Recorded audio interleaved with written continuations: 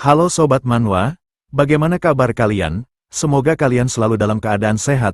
Kali ini kita akan kembali melanjutkan cerita Kick Off Sang Underdog Part 67. Bagi kalian yang belum menonton part sebelumnya silahkan cek playlist yang telah Mimin buat. Kalau sudah langsung saja kita lanjut ke ceritanya.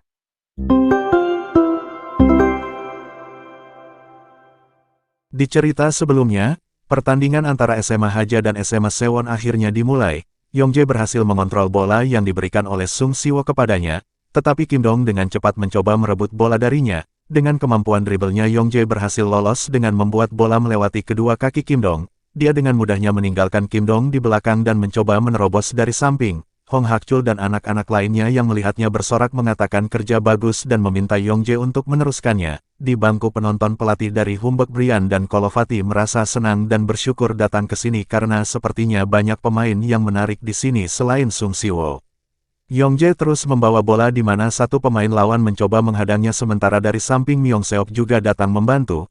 Yongjae mendribel bolanya dengan cepat mencoba mengecoh pemain lawan di mana ia sambil melihat ke arah Myung Seok.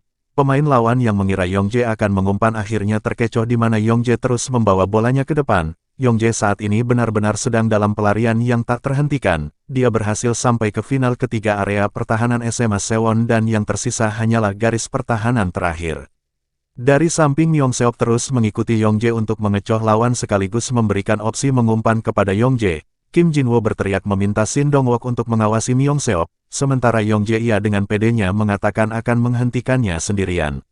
Dengan cepat Yongjae muncul dan berhadapan dengan Kim Jinwo di mana Kim Jinwo tersenyum sambil mengatakan kalau ia berpikir Yongjae sudah sedikit dewasa tapi dia ternyata belum berubah sama sekali. Dia hanya mementingkan dirinya sendiri dan bermain sendiri tanpa memperdulikan rekan setimnya. Mendengarnya Yongjae balik tersenyum dan sedikit tegas mengatakan kalau ia hanya melakukan yang terbaik. Sontak entah dari mana tiba-tiba saja Kang Maru menerobos dari samping di mana Yongjae langsung memberikan bolanya. Pertahanan SMA Sewon benar-benar tak menduganya terutama kepada Kim Jinwo karena mereka terlalu fokus dengan Yongjae. Di hari sebelum pertandingan Hong Hakchul meminta mereka bertiga Kang Maru, Yongjae dan Myung Seok untuk bermain membentuk segitiga. Kang Maru akan tinggal di area segitiga dan mengontrol permainan. Yongjae dan Myung Seok akan terus berputar dan berganti posisi. Sisi yang lemah dalam formasi SMA Sewon 4-3-2-1 adalah sisi kiri, jadi saat lawan mulai bingung melihat siapa pemain yang harus diawasi, maka di saat itulah strategi lawan akan hancur dan mereka memiliki peluang untuk mencetak skor. Di atas lapangan setelah Kang Maru mendapatkan bola ia langsung memberikannya kepada Myung Seok. Saat ini SMA Haja sudah berhasil menguasai setengah lapangan SMA Sewon, di mana dari belakang dua pemain lawan berlari ke arah Myung Seok mencoba menghentikannya. Shin Dong-wook dan Yong Yu yang merupakan pemain tengah secara khusus turun ke bawah untuk membantu pertahanan. Dari belakang Yongjae menyelinap di mana Myung Seok melirik ke arahnya sambil mengatakan inilah segitiganya. Myung Seok langsung memberikan bolanya menggunakan kaki belakangnya. Yongjae berhasil mengamankannya di mana Kim Jinwo yang menjaganya tertinggal di belakang. Ia benar-benar merasa kesal dan tak menduga kalau ia akan dipermainkan seperti ini berlari ke sana kemari. Dari depan Gwang Cheol dengan cepat muncul mencoba menghentikan Yongjae bertindak lebih jauh. Namun Yongjae sudah bersiap melepaskan tembakan di mana semua orang bertanya-tanya apakah benar dia akan melepaskan tembakan atau hanya akan melakukan trik tipuan. Saat ini Jambul Merah tepat berdiri di dekat gawang yang sewaktu-waktu bisa saja mendapatkan bola crossing karena tinggi badannya. Di momen itu Gwang Cheol berpikir keras dan bergumam mengatakan kalau Yongjae adalah pemain kaki kanan jadi sekarang ia lebih baik mencegahnya melakukan crossing. Bahkan jika bocah itu bisa mengalahkannya setidaknya dia tertangani. Tetapi ia tidak bisa membiarkannya melakukan pas di tengah. Yongjae menarik kembali bolanya di mana Gwang Cheol bergumam mengatakan kalau ia sudah menduganya. Saat ini bolanya berada di kaki kiri jadi ia sangat yakin Yongjae tidak akan melakukan pas ke depan. Namun ia seketika dibuat terdiam karena Yongjae melakukan umpan dengan cara yang tak terduga. Mereka bertiga yang mengawasi Yongjae benar-benar dibuat terdiam. Bola itu melambung cukup tinggi mengarah kepada Jambul Merah yang bersiap menyambutnya di mana mereka bertiga hanya bisa melihat bolanya pergi. Dengan ukuran dan tinggi badannya Jambul Merah berhasil memenangkan pertempuran dan menanduk bolanya ke arah gawang. Bola itu melaju cukup cepat mengincar sisi kiri gawang yang terbuka lebar. Kim Danyok melompat untuk menghentikan bolanya namun bolanya terlalu jauh. Bola itu memantul di tiang gawang padahal sudah dekat yang membuat bola keluar lapangan. Performa yang sangat luar biasa ditunjukkan SMA Haja dari awal pertandingan yang membuat para penonton menjadi bersemangat dan penasaran siapakah yang akan keluar sebagai pemenang. Setelah melakukan aksi barusan mereka kembali sambil tertawa bahagia dan saling mengatakan permainan bagus. Sementara anak-anak SMA Sewon semuanya terdiam merenung tak menyangka mendapatkan perlakuan seperti ini di awal pertandingan. Yongjae berjalan menghampiri Kim Jinwoo yang tertunduk dan menanyakan apakah dia masih mengingat apa yang dia katakan padanya. Dia bilang padanya kalau ia harus menerima bahwa ia tidak dapat melampaui bakat bahkan dengan semua kerja kerasnya di dunia. Sambil berjalan pergi Yongjae menegaskan kalau ia akan membuktikannya karena sekarang ia baru saja bangkit. Mendengar kata bangkit Jambul Merah lantas menanyakan apa yang bangkit. Yongjae menyuruhnya untuk diam dan memintanya untuk melupakannya karena saat ini ia sedang terlihat keren. Mendengar perkataan Yongjae barusan Kim Jinwoo tersenyum kegirangan merasa bersemangat sambil mengatakan mari lakukan ini. Sementara Kwang Chul ia terus menatap ke arah Kang Maru dengan tatapan yang mengerikan. Ia tersenyum kegirangan merasa kesal bergumam mengatakan kalau ia benar-benar tidak menyukai ini. Setelah pembukaan yang agresif dari permainan SMA Haja, SMA Sewon melanjutkan pertandingan dengan tendangan gawang. Bola diamankan oleh Lee Jae-ho yang sudah hampir menjadi pemain bola profesional dengan kontrak yang sudah ditandatangani. Dia disebut-sebut sebagai masa depan Korea yang bersinar. Lee Jae-ho memberikan bolanya kepada Gi-min ketika Seng Ho datang menghampirinya.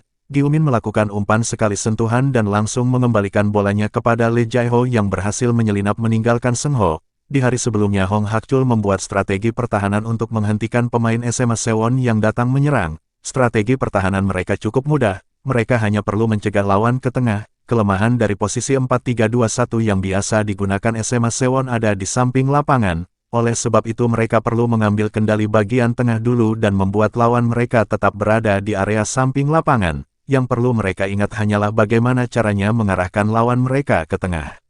Di lapangan saat ini anak-anak SMA Haja benar-benar membuat blokade ke sisi tengah yang membuat Lee Jae-ho kebingungan harus memberikan bolanya kepada siapa.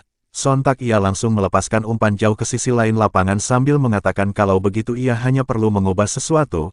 Di sisi kiri lapangan bola berhasil dikontrol dan diamankan dengan baik. Pemain yang menerima bola itu adalah Kim Jinwoo. Ia dengan tatapan dinginnya mengatakan bahwa mereka memang harus mengubah sesuatu. Melihat umpan jauh barusan para penonton dibuat cukup kagum, karena pengambilan keputusan Lee Jae-ho yang begitu cepat setelah melihat bagian tengah telah ditutup langsung mengirim bolanya ke sisi lain lapangan.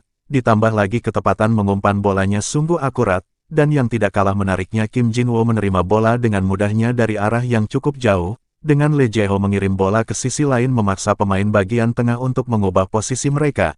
Ternyata yang menjadi incaran SMA Sewon adalah Shin Dong-wook yang merupakan pemain terbaik mereka, di mana Kim Jinwoo langsung memberikan bola padanya. Shin Dong-wook mendapatkan bolanya di mana Razor dan Yongjae dengan cepat mengepungnya untuk menghentikannya. Namun dengan keterampilan dribble dan kecepatannya Shin Dong-wook langsung meninggalkan Yongjae di belakang sementara Razor mencoba mengimbanginya. Namun Razor malah berakhir dipermainkan di mana Shin Dong-wook seketika tiba-tiba berhenti berlari dan membuat bola melewati kedua kaki Razor. Kejadian itu berlangsung sangat cepat yang membuat para penonton dan mereka berdua seperti tidak tahu apa yang baru saja terjadi. Dengan cepat Sung Si-wo muncul mencoba menghentikannya, di mana dari depan pemain bernama Jun Hyeok terus menatap ke arah Shin Dong-wook.